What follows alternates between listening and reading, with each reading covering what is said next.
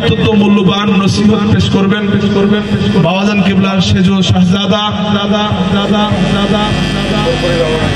সেজু শাহজাদা আহলে সুন্নাত ওয়াল জামাতের বলিষ্ঠ কণ্ঠস্বর যিনি তাসাউফ গবেষক লেখক এবং অত্যন্ত চমৎকার আলোচনা করে থাকেন প্রাঞ্চল ভাষায়, যেগুলো তাসাউফের অনেক ঊর্ধ্বের কথা যার পবিত্র জবান থেকে আমরা শুনতে পাই।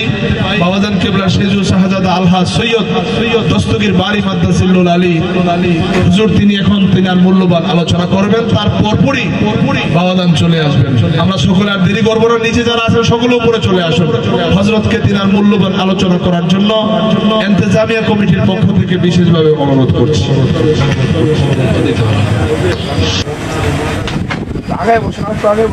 আস্তাগফিরুল্লাহ রাব্বি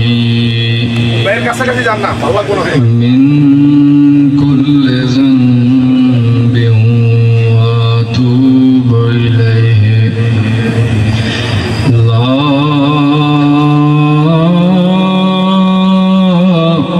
হাওলা ওয়ালা কুওয়াতা ইল্লা বিল্লাহিল আলিয়্যিল আযীম। আউযু বিল্লাহি মিনাশ শাইতানির রাজীম। বিসমিল্লাহির রাহমানির রাহিম। ইন্নাল্লাহা ওয়া মালাইকাতাহু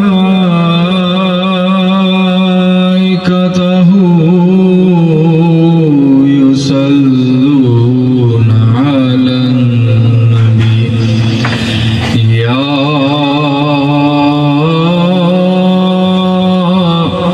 আইয়ুহাল্লাযীনা আমানু সাল্লু আলাইহি ওয়া সাল্লিমু তাসলিমা।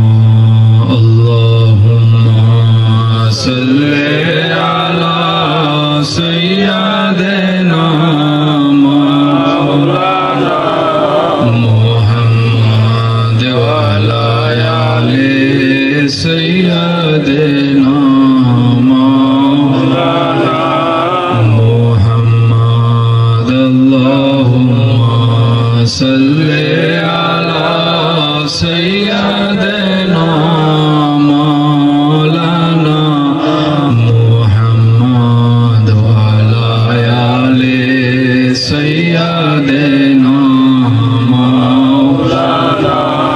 সবাই মহব্বত দিয়ে পড়বেন। হক লা ইলাহা ইল্লাল্লাহ লা ইলাহা ইল্লাল্লাহ হক লা ইলাহা ইল্লাল্লাহ লা ইলাহা ইল্লাল্লাহ। সবাই পড়বেন, মোহব্বত দিয়ে পড়বেন। হক লা ইলাহা ইল্লাল্লাহ লা ইলাহা ইল্লাল্লাহ। পড়িয়ে লা ইলাহা ইল্লাল্লাহ লা ইলাহা ইল্লাল্লাহ। হাসবি রব্বি জাল্লাল্লাহ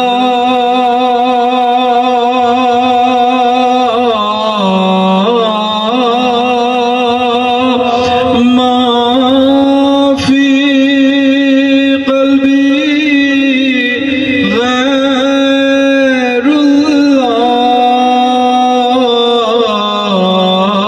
হাসবি রব্বি জাল্লাল্লাহ মা ফি কলবি গায়রুল্লাহ।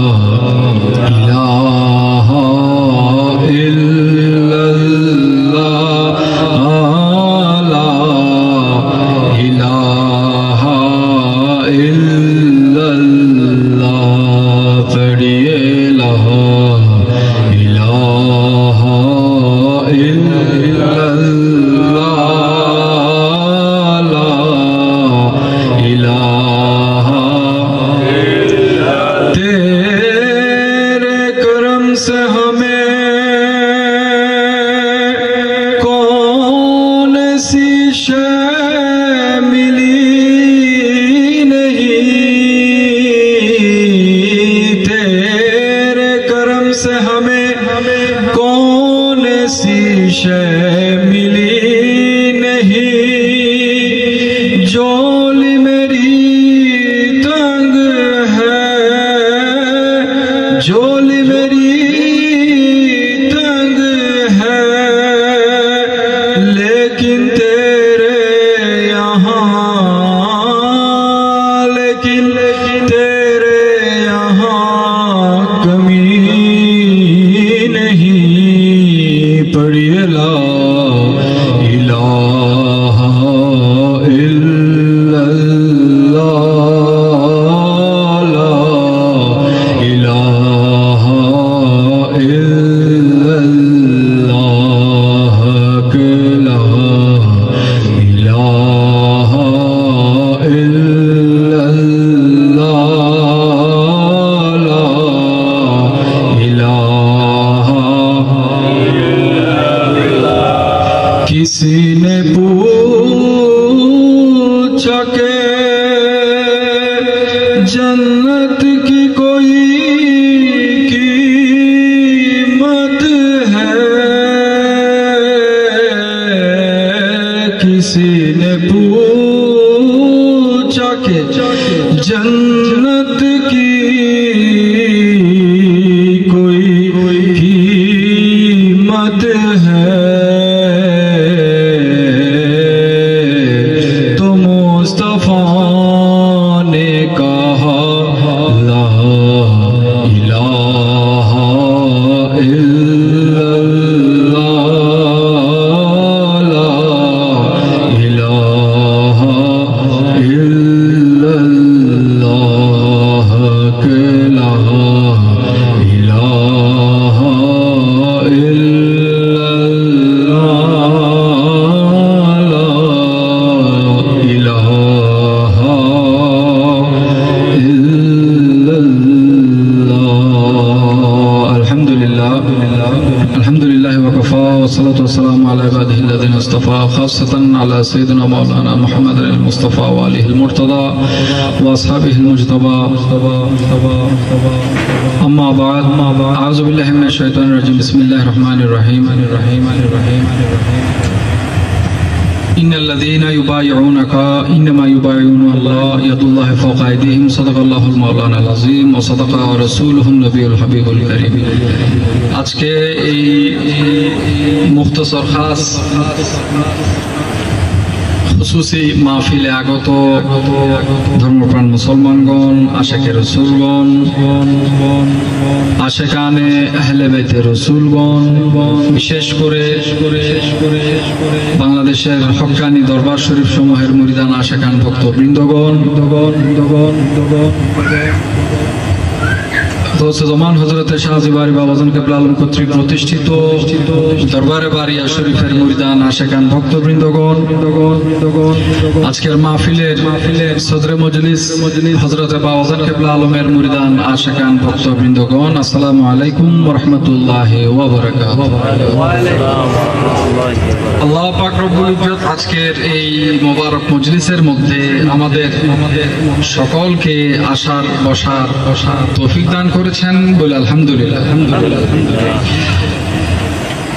এখানে আমি যতদূর জানি আপনারা অধিকাংশ মানুষ বিভিন্ন দরবারের মুরিদ রয়েছেন, বিভিন্ন পীর মাশায়েখের হাতে হাত রেখে বায়াত গ্রহণ করেছেন। এক কথায় বলতে গেলে অধিকাংশ মানুষ আছেন যারা এখানে তরিকতপন্থী হিসেবে জিনাদেরকে গণ্য করা হয়। তো আপনাদেরকে অতিরিক্ত কিছু বলতে হবে এতটুক আমার মনে হয় না। অল্প পরিসরে কয়েকটি কথা বলার জন্য চেষ্টা করব। যেহেতু তরিকতপন্থী লোক রয়েছেন এখানে, আল্লাহ পাক রব্বুল ইজ্জত দুনিয়ার মধ্যে আমাদের সকলকে পাঠিয়েছেন একটা পরীক্ষা করার জন্য। খোলাসা কথা হলো, আমাদের সকলের রূহ সমূহকে আল্লাহ পাক রব্বুল ইজ্জত সর্বপ্রথম সৃষ্টি করে আলমে আরওয়াহের মধ্যে রেখেছেন। আলমে আরওয়াহ বলতে রূহ জগৎ। যেমন যেমন যেমন এই দুনিয়ার মধ্যে সবগুলো মানুষ বিচরণ করে, জিন জাতি বিচরণ করে। মনুষ্য জাতি এবং জিন জাতির বিচরণ হচ্ছে নিম্নলোকে তথা পৃথিবীর মধ্যে। এই দুনিয়াতে মানুষগুলো পাঠানোর আগে আল্লাহর দরবারের মধ্যে ঊর্ধ্ব জগতে আমরা ছিলাম না? কথা বললেন, আমরা ছিলাম না? আমরা ছিলাম। যখন আমরা ঊর্ধ্ব জগতের মধ্যে ছিলাম, আমরা স্রষ্টার সান্নিধ্যে ছিলাম। কার সান্নিধ্যে ছিলাম? স্রষ্টার সান্নিধ্যে ছিলাম। কথায় আছে, আপনি যদি ফেরেশতাদের মধ্যে বসবাস করেন তথা আল্লাহওয়ালা মানুষের পরিবেশের মধ্যে যদি আপনি থাকেন, আল্লাহওয়ালাদের সাথে থাকতে থাকতে আপনি আল্লাহ ডেকেছেন, এটা কিন্তু সহজ। এটা কি সহজ? আপনি ঘুম থেকে উঠে দেখতেছেন একজন মানুষ আল্লাহর দরবারে শুকরিয়া নামাজ আদায় করতেছে, একজন মানুষ আল্লাহর জিকির করতেছে, আল্লাহর নিয়ামতে শুকরিয়া আদায় করতেছে, আল্লাহর জিকির করতেছে, আল্লাহকে স্মরণ করতেছে। আল্লাহর ইবাদত বলতে শুধু নামাজ যথেষ্ট নয়। নামাজ এটা ইবাদত করার জন্য, আল্লাহকে স্মরণ করার জন্য, মানুষ যেন আল্লাহকে স্মরণ করতে অভ্যস্ত হয়, সেই জন্য নামাজ দেওয়া হয়েছে। আল্লাহকে স্মরণ করার জন্য নামাজের সময় লাগে না, যে কোনো সময় আল্লাহকে স্মরণ করা যায়। তো আপনি আমি আল্লাহকে স্মরণ করতে যেন আমরা অভ্যস্ত হই, স্রষ্টার খেয়ালে, স্রষ্টার ধ্যানে আমরা যেন নিজের জীবনটাকে অতিক্রম করতে পারি, সেই অভ্যাসে পরিণত করার জন্য প্রথমত 5 ওয়াক্ত নামাজকে ফরজ করা হয়েছে। যখন আপনি ঊর্ধ্ব জগতে ছিলেন, কথাগুলো মন দিয়ে শুনবেন, হয়তোবা অনেকে শুনেন নাই, হয়তোবা আজকে বলে গেলে খেয়াল না করলে পরে মনে করতে পারবেন না। আপনি ঊর্ধ্ব জগতের মধ্যে যখন ছিলেন, তখন আপনি আল্লাহ পাক রব্বুল ইজ্জতের সান্নিধ্যে ছিলেন। সেখানে কি আল্লাহর সাথে নাফরমানি করেছিলেন? করেছেন? করেন নাই। সেইখানে সবাই আল্লাহর স্মরণে, আল্লাহর ধ্যানে, সবাই সমস্ত রূহ। এখন আল্লাহর হয়তো ইচ্ছা হয়েছে যে আমার বান্দাগুলোকে, আমি যাদেরকে সৃষ্টি করলাম তাদেরকে এই পর্যন্ত আমি আল্লাহ আমার সান্নিধ্যে রাখলাম, কিছু সময়ের জন্য আমি তাদেরকে নতুন একটা দুনিয়াতে পাঠাবো, দুনিয়া তথা নতুন একটা জগতের মধ্যে পাঠাবো।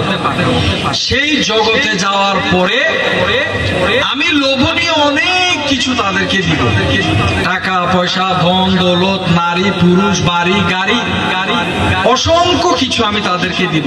কিন্তু আমি আল্লাহ দেখতে চাই কোন কোন রূহগুলো আমি আল্লাহকে এই মায়াবী জিনিসগুলো পাওয়ার পরেও আমি আল্লাহকে ভুলবে না এবং আমি আল্লাহর শরণাপন্ন হবে, এটা আমি খোদা দেখতে চাই। আল্লাহ আমাদেরকে দুনিয়ায় পাঠালেন। কোথায় পাঠালেন? দুনিয়াতে পাঠালেন। দুনিয়াতে পাঠানোর পর আল্লাহ আমাদেরকে সবচাইতে বড় রাজ, রহস্য যেটা দিয়েছেন সেটা হচ্ছে আপনি নিজে। আপনার চাইতে বড় কোনো রহস্য দুনিয়াতে নেই আপনার জন্য, আমার চাইতে বড় কোনো রহস্য দুনিয়াতে নেই আমার জন্য। এখন আপনি বলতে পারেন সেটা আবার কিরকম? জিনিসটা বোঝা যায় না, শোনা যায় না। আল্লাহ পাক রব্বুল ইজ্জত যে কুদরতি ব্যবস্থাপনাটা আমাদেরকে দিয়েছেন, এই কুদরতি ব্যবস্থাপনার মধ্যে সবচাইতে কঠিন কাজ যেটা, সেটা হচ্ছে নিজেকে নিজে চিনা, নিজেকে নিজে জানা। এই জন্য বলা হয়েছে মান আরাফা নাফসাহু ফাকাদ আরাফা রাব্বাহু। যেই ব্যক্তি নিজের পরিচয় নিজে লাভ করেছে, ওই ব্যক্তি প্রকৃতপক্ষে আল্লাহ পাক রব্বুল ইজ্জতের পরিচয় লাভ করেছে। তো এখন এই জিনিসটা যদি আপনি বুঝতে চান, এই জিনিসটা যদি আপনি জানতে চান, তাহলে আপনার থেকে ওই সকল মানুষের শরণাপন্ন হতে হবে যে সকল মানুষ নিজের পরিচয় নিজে লাভ করেছেন, তথা আল্লাহর বলিগণ, আল্লাহর বন্ধুগণ। আল্লাহর বান্দার মধ্যেও দুই ধরনের বান্দা রয়েছে। প্রাথমিকভাবে আপনি ধরলে দুনিয়াতে যারা আছে, যতই সৃষ্টি আছে সবগুলো আল্লাহর সৃষ্টি না? যত মানুষ আছে সব মানুষ আল্লাহর সৃষ্টি না? সব মানুষ মূলত আল্লাহর সৃষ্টি। কিন্তু এইখানেও দুই ধরনের মানুষ আছে। এক ধরনের মানুষ আল্লাহর উপর ঈমান রাখেন, আরেক ধরনের মানুষ অন্য কাউকে স্রষ্টা মানে। অন্যান্য ধর্মের মানুষ, মুসলমান ছাড়া অন্যান্য, যেমন খ্রিস্টান ধর্মে তারা হযরত ঈসা আলাইহিস সালামকে নাউযুবিল্লাহ আল্লাহর সন্তান বলে থাকে। তো তারা আল্লাহর সাথে কাউকে শরীক করলো না, শরীক করে তারা আলাদা হলো। কেউ মূর্তি পূজা করছে, কেউ দেব দেবতার পূজা করছে। একত্ববাদে বিশ্বাসী শুধুমাত্র মুসলমান। তাহলে যদিও মূর্তি পূজারীরা মূর্তি পূজা করতেছে, কিন্তু মূলত তারাও কিন্তু আল্লাহর বান্দা, আল্লাহ তাদেরকেও সৃষ্টি করেছে। প্রাথমিকভাবে আল্লাহর সৃষ্ট বান্দাদের মধ্যে দুইটা ভাগ হয়ে গেল। কয়টা? দুইটা ভাগ হয়ে গেল। দুইটা ভাগ হওয়ার পরে এক শ্রেণীর মানুষ ভ্রান্ত, ভুল আকীদা, ভুল বিশ্বাসে আছে বলে প্রমাণিত। এক শ্রেণীর মানুষ আল্লাহর উপর ঈমান রাখে, তারা হক পথে আছে। এটা আমরা বুঝতে পারি, জানতে পারি। এখন কথা হচ্ছে, যারা আল্লাহর উপর ঈমান রাখেন উনাদের মধ্যেও কিন্তু আবার দুইটা দল রয়েছে। একটা দল হচ্ছে জিনাদের উপর আল্লাহ রাজি, জিনাদের উপর আল্লাহ খুশি। আপনি যদি তাদেরকে বইয়ের ভাষায়, কিতাবের ভাষায় জানতে চান, ওনাদেরকে আপনি মুমিন বলতে পারেন, মুমিন বলতে পারেন, পরহেজগার বলতে পারেন। ওই সমস্ত মানুষ যারা আল্লাহর উপর রাজি খুশি এবং স্বয়ং আল্লাহ তাদের উপরে রাজি, তাদের চলা, তাদের ফিরা, তাদের ইবাদত বন্দেগী, কাজ কর্ম, উঠা বসা, চিন্তা চেতনা, সমস্ত কিছুর দিক দিয়ে যখন আল্লাহর দরবারে একজন বান্দাকে আল্লাহ পছন্দ করে ফেলে, তখন ওই বান্দাটা মুমিন হয়ে যায়। কি হয়ে যায়? মুমিন হয়ে যায়। সমস্ত মুসলমান মুমিন নয়, সমস্ত মুসলমান মুমিন নয়, কিন্তু সমস্ত মুমিন মুসলমান। তাহলে এই যে মুসলমানের ক্যাটাগরির মধ্যে যারা পড়লো আমভাবে, এখন যদি বলি আমরা সবাই মুসলমান, আমরা এক কাতারে আসলাম না? এখন যদি বলা হয় যে আমাদের এই 20-30-40 জন মানুষের মধ্যে এমন 5 জন মানুষ আছে যাদের উপরে আল্লাহ রাজি, বাকিগুলোর উপরে আল্লাহ রাজি নাই, বাকিগুলোর উপরে আল্লাহ রাজি নাই, তাহলে এই 30 জন মানুষের মধ্যে 5 জন আলাদা হয়ে গেল না? বাকি 25 জন পিছে চলে আসে। যাদের উপর আল্লাহ রাজি, যে 5 জন মানুষের উপর আল্লাহ রাজি, তারা সামনে চলে গেল। তাহলে একত্ববাদে বিশ্বাসীদের মধ্যে দল কয়টা পেলাম? দুইটা পেলাম। যাদের উপর আল্লাহ রাজি হয়ে যান, খুশি হয়ে যান, সন্তুষ্ট হয়ে যান। আল্লাহ পাক রব্বুল ইজ্জত হাদিস শরীফে এসেছে যে আল্লাহ যখন কোন বান্দাকে ওলি হিসেবে কবুল করে, উর্দু জগতের মধ্যে আল্লাহ পাক রব্বুল ইজ্জত জিবরাইল আমিনকে ডেকে বলে, হে জিবরাইল, অমুক জায়গায় একজন ব্যক্তি আছে, তার নাম এই, আমি আল্লাহ সেই বান্দাকে ভালোবেসেছি, আমি আল্লাহ ওই বান্দাকে, আমার ওই বান্দাকে ভালোবেসেছি। তো জিবরাইল আমিন বলে, আল্লাহ এখন আমার উপর কি হুকুম? তো আল্লাহ বলে, যেহেতু আমি খোদা আমার সেই বান্দাকে ভালোবেসেছি, এখন হুকুম হলো তুমি জিবরাইলের উপর হুকুম হলো তুমিও আমার ওই বান্দাকে ভালোবাসো। তো জিবরাইল আমিন বলে যে আমিও আপনার যে বান্দাকে আপনি ভালোবেসেছেন উনাকে আমিও ভালোবাসি। হে আল্লাহ, এখন কি হুকুম? আল্লাহ বলে, উর্দু জগতের মধ্যে যত ফেরেশতা ফেরেশতা কুল রয়েছে, যারাই রয়েছে আল্লাহ বলে যে তাদের কাছে ঘোষণা করে দাও আল্লাহ অমুক বান্দাকে ভালোবেসেছে এবং আল্লাহর হুকুমে আমি জিবরাইলও সেই আল্লাহর সেই বান্দাকে ভালোবেসেছি। আল্লাহর হুকুম হলো তোমরা সমস্ত ঊর্ধ্ব জগৎবাসী আসমানবাসী আল্লাহর ওই বান্দাকে ভালোবাসো। এরপরে আল্লাহ ফেরেশতাদের একটা দলকে দুনিয়ার মধ্যে পাঠান। কোথায় পাঠান? দুনিয়াতে পাঠান। ওই ফেরেশতাদের ডিউটি কি? ওই ফেরেশতাদের ডিউটি হলো, দায়িত্ব হলো, তারা আল্লাহর হুকুমে দুনিয়ার জমিনের মধ্যে নেমে আসেন এবং আমি আপনি আমাদের সবার মাঝে ফেরেশতাগুলো ঘুরে বেড়ান। তো ঘুরে বেড়ানোর কারণ কি? কারণ হচ্ছে একটা, আল্লাহ বলতেছেন যেই সমস্ত বান্দাদের অন্তর, কথাটা কিন্তু খেয়াল করবেন, যেই সমস্ত বান্দাদের অন্তর আমি খুদার পছন্দনীয় ব্যক্তি তথা আল্লাহর ওলিদের ভালোবাসা, আল্লাহর ওলিদের ভালোবাসা যেই সমস্ত অন্তরের মধ্যে রাখার মতো জায়গা আছে, যেই সমস্ত অন্তর পবিত্র সেগুলো আগে বাছাই করো। বাছাই করে আমার বান্দাদের মধ্যে যাদের কাছে পবিত্র অন্তর আছে ওই সমস্ত পবিত্র অন্তরে আমি খোদা যেই ওলিকে ভালোবেসেছি সেই ওলির মহব্বতটা তোমরা প্রবেশ করিয়ে দাও। দেখেন আল্লাহর ওলিদেরকে ভালোবাসা এটা কিন্তু এত সহজ কথা নয়, এটা এত সহজ কথা নয়। আল্লাহ পাক রব্বুল ইজ্জত ওই সমস্ত বান্দাদের অন্তরের মধ্যে আল্লাহর প্রেম রাখেন যিনাদের অন্তর পবিত্র। তো যারা আল্লাহর ওলিদেরকে ভালোবাসতে পারে না তাদের অন্তরে এটা আল্লাহর পক্ষ থেকে আল্লাহর ওলিদের প্রেমটা রাখা হয় না, সেই জন্য তারা ভালোবাসতে পারে না। কেউ বিরোধিতা করে, কেউ বদনাম করে, এই করে সেই করে, বিভিন্ন কিছু করে। তবে এখানে একটা কথা বলে রাখি, আমাদের দরবারে বারিয়া শরীফ, এই দরবারের মধ্যে আপনি যদি যান শরীয়ত বিরোধী কোনো কার্যক্রম আপনি পাবেন না। আল্লাহর ওলিগণ আল্লাহ প্রদত্ত হুকুম শরীয়তকে কখনো অস্বীকার করে না। যেখানে ভালো থাকে, যেখানে আসল থাকে, এখানে নকলের ছড়াছড়িও হয়, ঠিক আছে কিনা? আসল থাকলে সেখানে নকল থাকবেই। তো এখন আপনাদের থেকে এটা বিবেচনা করে নিতে হবে যে কোনটা হক কোনটা না হক। আল্লাহর ওলিদের দরবারের মধ্যে যখন আপনি যাবেন, যখন আপনি দরবারে বারিয়া শরীফে যাবেন, আপনি সর্বপ্রথম দরবারে বারিয়া শরীফে গেলে দরবারের ভিতরে একটা মসজিদ দেখবেন, সঞ্জরি জামে মসজিদ। এটা আমার দাদাজান কেবলা আলম অনেক বছর আগে প্রতিষ্ঠা করেছেন। মাদ্রাসায় যাবেন, আলিয়া মাদ্রাসায় যাবেন, আলামিন বারিয়া কামিল মডেল মাদ্রাসাতে যাবেন, সেখানে মসজিদে গৌসুল আজম জিলানী জামে মসজিদ। দূরত্ব বেশি একটা না, দরবারের মধ্যে একটা মসজিদ, মাদ্রাসার মধ্যে একটা মসজিদ।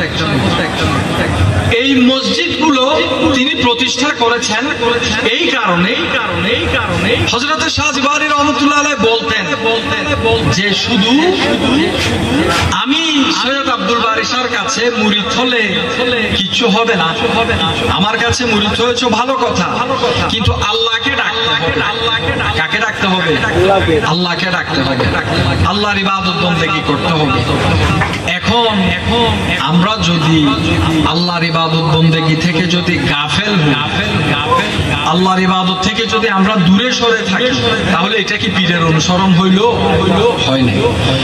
হক্কানি পীরেরা আল্লাহর ইবাদত করার জন্য আপনাকে আহ্বান জানাবে, আপনাকে দাওয়াত দিবে আল্লাহর রাস্তায় আসার জন্য, আল্লাহকে ডাকার জন্য। এই যে আপনি খাবার খাচ্ছেন, মুরগি খাচ্ছেন, পোলাও খাচ্ছেন, গরুর মাংস খাচ্ছেন, ছাগলের মাংস খাচ্ছেন, এই যে আপনার স্বাদ ইন্দ্রিয়, জিহ্বাটা, এটাকে বলে স্বাদ ইন্দ্রিয়। এই যে আপনার স্বাদ ইন্দ্রিয়টা, আপনি যখন বিভিন্ন খাবার যখন আপনি টেস্ট করতেছেন, একটা একটা মুখে যখন দিচ্ছেন, মুরগির স্বাদ একরকম, ছাগলের মাংসের স্বাদ একরকম, গরুর মাংসের স্বাদ একরকম, আলাদা আলাদা স্বাদ না? আলাদা আলাদা স্বাদ। এই স্বাদগুলো যেভাবে আপনি আপনার স্বাদ ইন্দ্রিয় তথা জিহ্বা দিয়ে আপনি টেস্ট করতেছেন, ঠিক তদ্রূপ আপনার ইবাদত পরিপূর্ণ হচ্ছে আপনি আপনি কখন বুঝতে পারবেন আপনার ইবাদত পারফেক্ট হচ্ছে, পরিপূর্ণ হচ্ছে? এটা আপনি তখন বুঝতে পারবেন যখন আল্লাহর ইবাদত করে কোন একটা স্বাদ আপনি পান। স্বাদ যদি না পান তাহলে বুঝবেন যে আপনার স্বাদ ইন্দ্রিয় এখনো জাগে নাই। আল্লাহর প্রতি আপনার বিশ্বাস, আল্লাহর প্রতি আপনার আস্থা, ভালোবাসা এখনো পর্যন্ত অবিচল হয় নাই, সঠিক হয় নাই, সেই জন্য আপনি স্বাদ পাচ্ছেন না। যখন আপনি ওই যে দুনিয়াতে আসার আগে আল্লাহর সান্নিধ্যে ছিলেন, ওই টানটা যখন মেহসুস করবেন যে আমি তো সবসময় আল্লাহর শরণাপন্ন ছিলাম, হঠাৎ করে আসলাম, আজকে আমার বয়স 30, এই 30 বছর আমি আল্লাহর থেকে, আল্লাহ শরণাপন্ন হওয়া থেকে বিরত রইলাম, ওইটা যখন আপনার ব্রেনের মধ্যে যখন কাজ করবে তখন অটোমেটিক্যালি আপনার ভিতরে আল্লাহর জন্য একটা টান তৈরি হয়ে যাবে। এইটাই হচ্ছে তরিকত, এইটাই তরিকত। কোরআন শরীফে আল্লাহ বলেছেন ইউমিনুনা বিল গায়েব, গায়েবের প্রতি বিশ্বাস স্থাপন করো। দুনিয়ার মধ্যে মনে করেন একটা বই লেখা হলো, বইয়ের প্রথম পৃষ্ঠার মধ্যে লেখা হলো যে এই বইয়ে যাহা আছে সবকিছু সত্য, কেউ কি মেনে নিবে? কেউ মানবে না। তখন মানবে কিভাবে? বলবে যে আগে আমি পুরো বইটা পড়বো, আগে পুরো বইটা পড়বো। তো পুরো বই পড়ার পর আপনি জাস্টিফাই করবেন বইয়ে যা আছে তা কি সত্য নাকি মিথ্যা।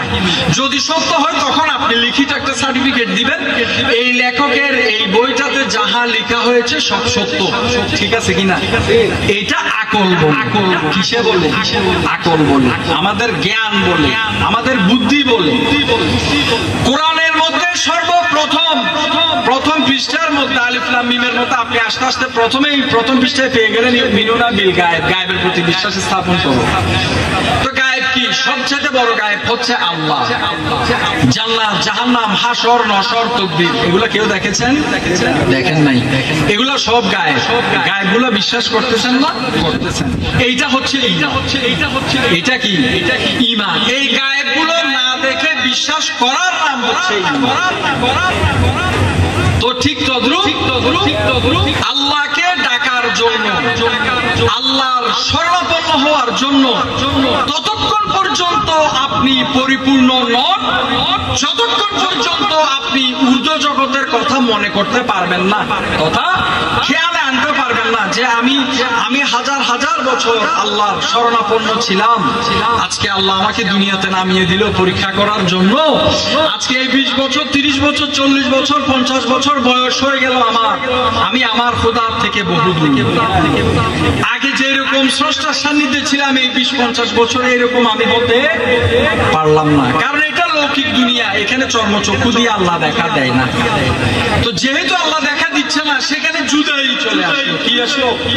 জুদাই চলে আসলো। আপনি যদি একটা মেয়েকে ভালোবাসেন অথবা কোনো মেয়ে যদি কোনো ছেলেকে ভালোবাসে, পিতা সন্তানকে, সন্তান পিতাকে, বাবা মাকে অথবা ভাই বোনকে, যে কাউকে আপনি ভালোবাসেন, আপনি যখন ভালোবাসছেন, যখন সেই আপনজনটা আপনার থেকে দূরে চলে গেল, 1 মাস, 2 মাস, 5 মাস, 1 বছর, 2 বছর, আপনার ছেলে বিদেশ গেল, 3 বছর পরে আসলো, এই 3 বছরের মধ্যে আপনার থেকে বারংবার মনে পড়ছে এই টেবিলে বসে আমার ছেলে খাইতো, এইখানে আমার সাথে এই রাস্তা দিয়ে হেঁটে বাজারে যাইতো, বাজারে যাওয়ার সময় ছেলের কথা মনে পড়ে, ভাতের টেবিলে বসলে ছেলের কথা মনে পড়ে, ঘরে সোফার মধ্যে বসলে ছেলের কথা মনে পড়ে না?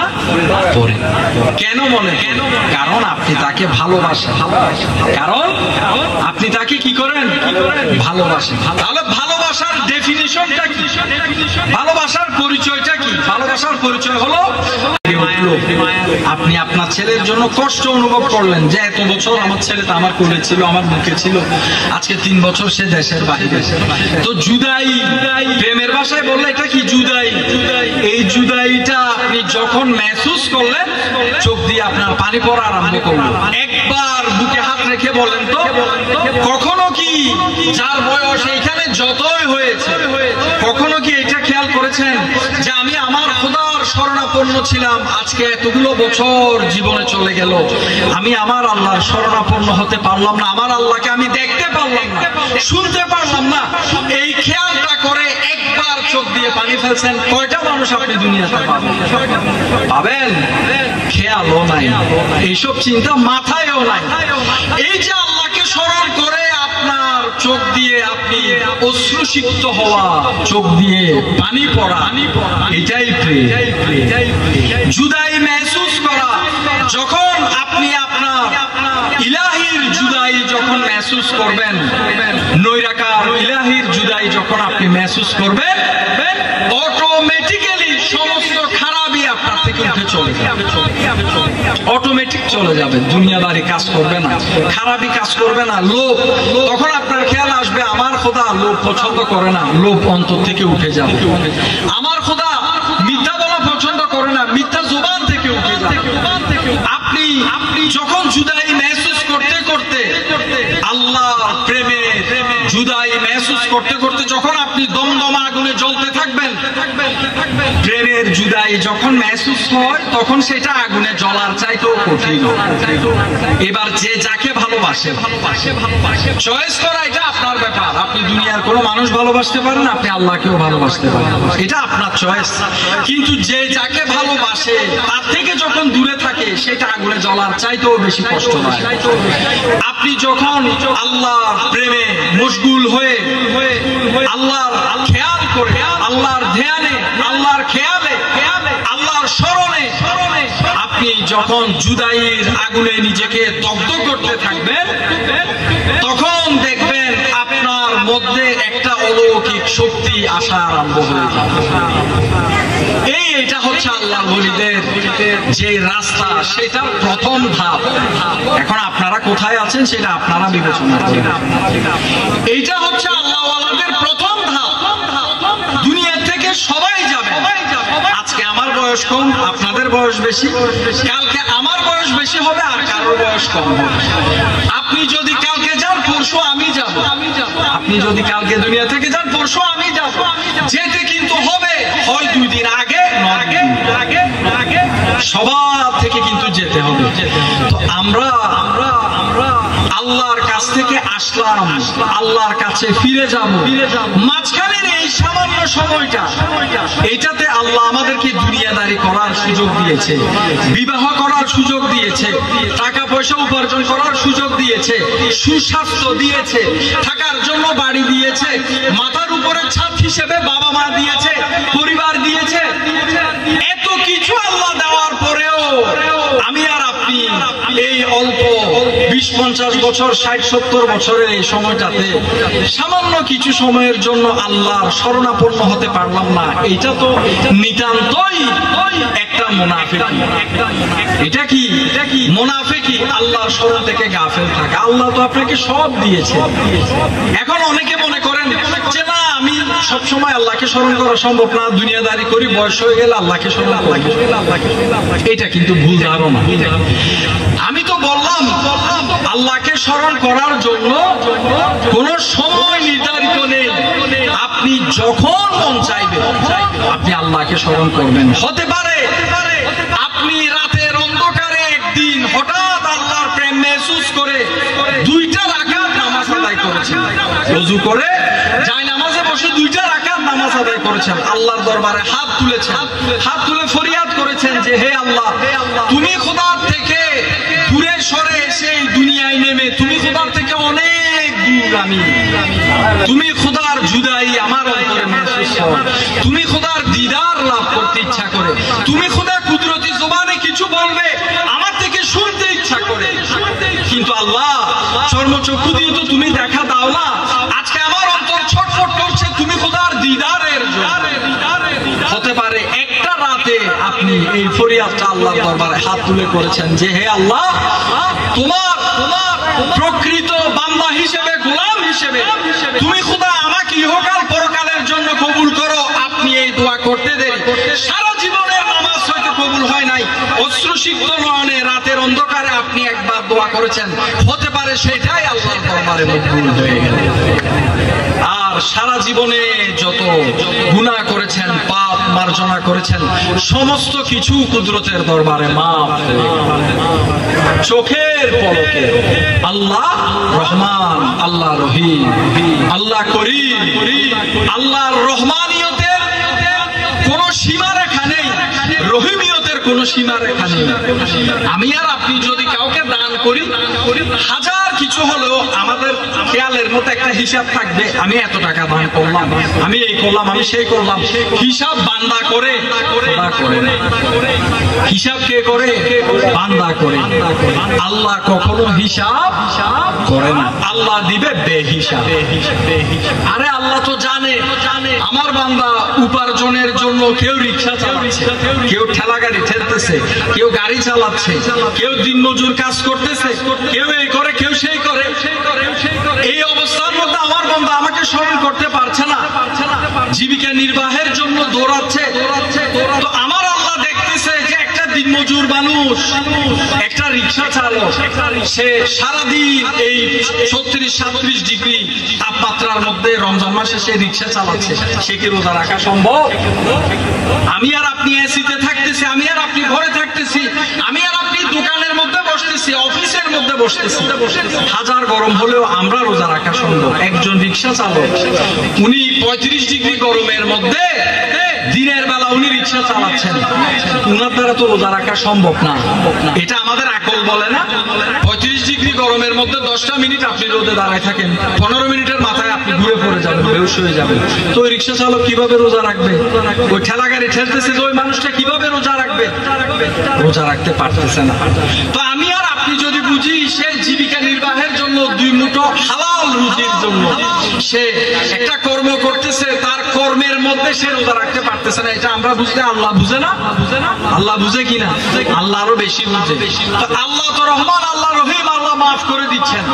আল্লাহ যদি মাফ না করতো, বর্তমান দুনিয়াতে আল্লাহর বান্দাদের যে কাজ কর্ম চিন্তা ভাবনা, এই এতদিনে এই 2024 সালের মধ্যে কিয়ামত হয়ে যাবে। কিন্তু রহমানিয়তের খোদা, রহিমিয়তের খোদা মাফ করে যাচ্ছেন বান্দাকে। এই জন্য এখনো পর্যন্ত কিয়ামত হয় নাই। যেই হারে নাফরমানি মানুষ আল্লাহর সাথে করে, আল্লাহর হাবিব রাসূল খোদা সাল্লাল্লাহু আলাইহি সাল্লামের সাথে করছে, আল্লাহর মকবুল বন্ধু ওলিদের সাথে করছে, কিয়ামত তো হয়ে যাওয়ারই কথা।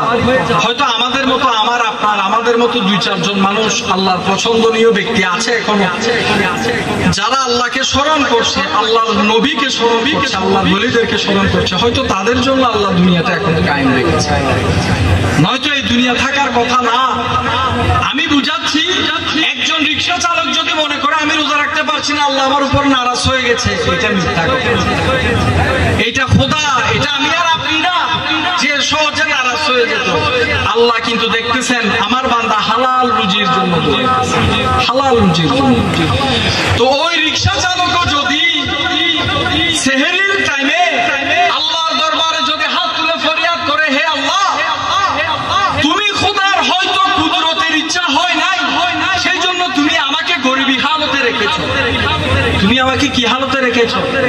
গরিবী হালতে রেখেছো। তো তুমি খোদা যে আমাকে গরিবী হালতে রেখেছো, আমি যেই কর্মটা করি, যেই গরম পড়তেছে, এই গরমে রোজা রাখা তো সম্ভব না, এটা তো তুমি খোদাও জানো। আমি তুমি খোদার দরবারে হাত তুলে দিলাম হালাল রুজির জন্য, হালাল রুজি উপার্জন করা, এটাও তো তুমি খোদার হুকুম। তোমার হুকুম পালন একটা করতে গিয়ে আরেকটা আমি ছেড়ে দিলাম। হে আল্লাহ, আমার গরিবিয়ত সম্পর্কে তুমি ওয়াকিফাল আছো, তুমি জানো। তো হে আল্লাহ, আমাকে তুমি মাফ করে আমাকে তোমার প্রকৃত বান্দা হিসেবে কবুল করো। আমি তো হালাল রুজির অন্বেষণ করতেছিলাম।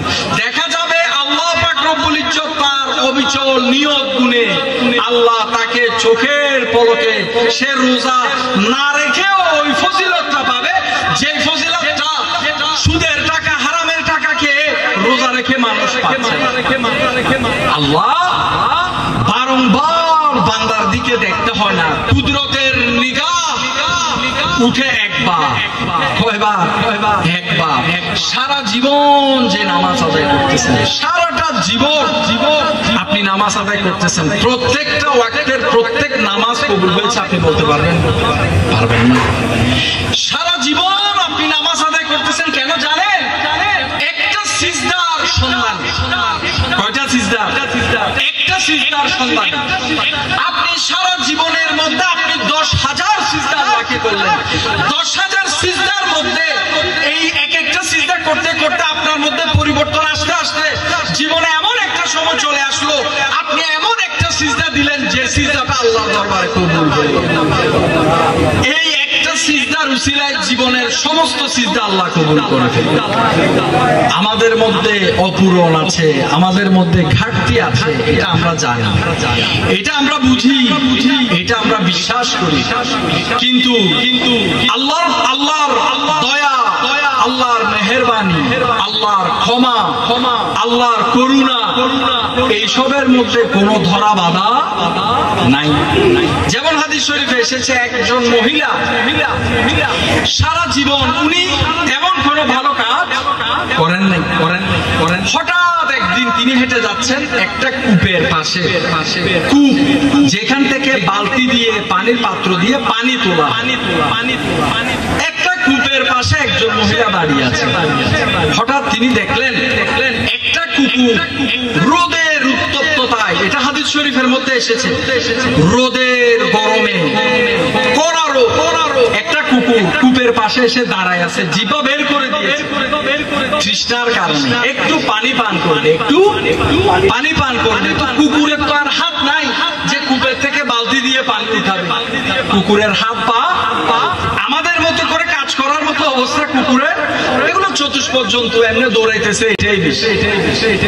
তো কুকুরটা কূপের পাশে বসে হাঁপাচ্ছে, জিহ্বা বের করে দিয়েছে একটু পানি পান করার, পানি আর খাইতে পারে না। তখন ওই মহিলাটা দেখতে পেল কুকুরটা তৃষ্ণায় কাতর হয়ে আছে।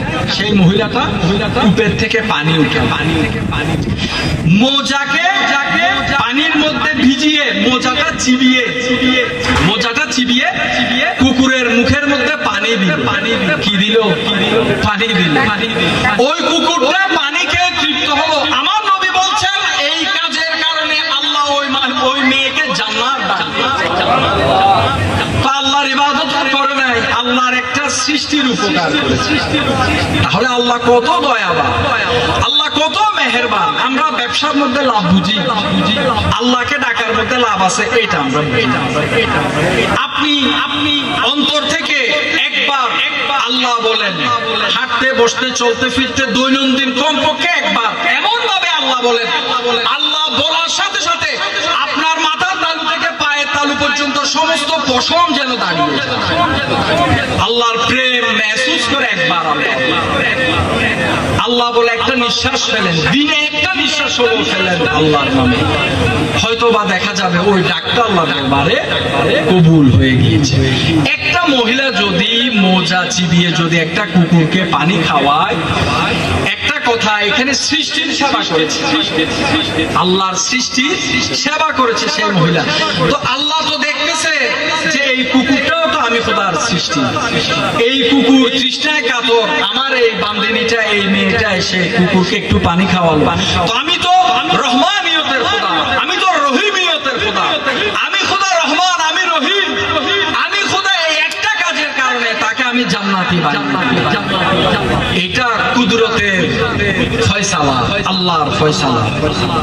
আল্লাহকে যখন ডাকবেন তখন একটা শান্তি আছে।